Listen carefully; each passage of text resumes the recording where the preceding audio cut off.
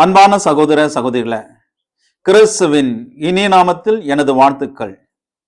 இன்று நாம் இரண்டு மகிழ்ச்சியான நிகழ்வுகளை நினைவு கூறுகின்றோம்.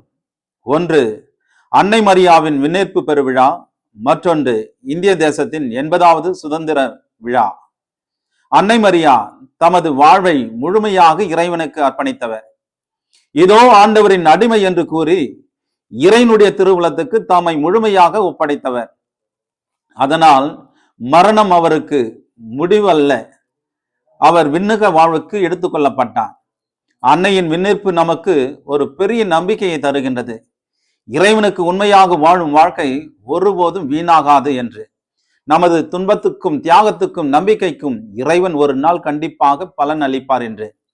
இன்று நமது தாய் நாடு இந்தியாவின் 80வது சுதந்திர தினத்தையும் நினைவு கூறுகின்றோம். நாட்டின் சுதந்திரத்திற்காக போராடிய தலைவர்கள் அனைவரையும் நன்றியுடன் நினைவு கூறுவோம்.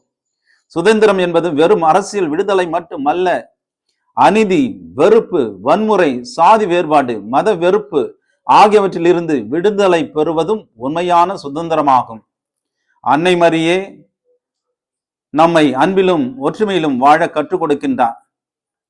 இந்த சுதந்திர தினத்தில் ஆண்டவரே எங்கள் இந்திய நாட்டை ஆசிர்வதியும், அனைத்து மக்களும் சகோதர சகோதரிகளாக அமைதியிலும் ஒற்றுமையிலும் வாழ அருள் புரிய இறைவனிடம் ஜெபிப்போம். ஜெபம். எங்கள் விடுதலை நாயகனே, எங்களுக்கு தந்த விடுதலைக்காக நன்றி. அன்னை மரியே, எங்கள் தாய் நாட்டிற்காக உமது அன்பு திருமகனிடம் பரிந்துரைக்கும்.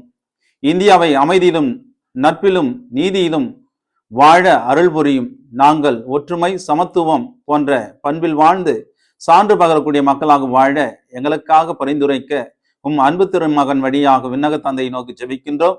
ஜெபம் கேளும் எங்கள் நல்ல பிதாவே, ஆமேன். எல்லாம் வல்ல அன்பிறைவன், தந்தை, மகன், தூய ஆவியார் உங்களை ஆசீர்வதிப்பாராக.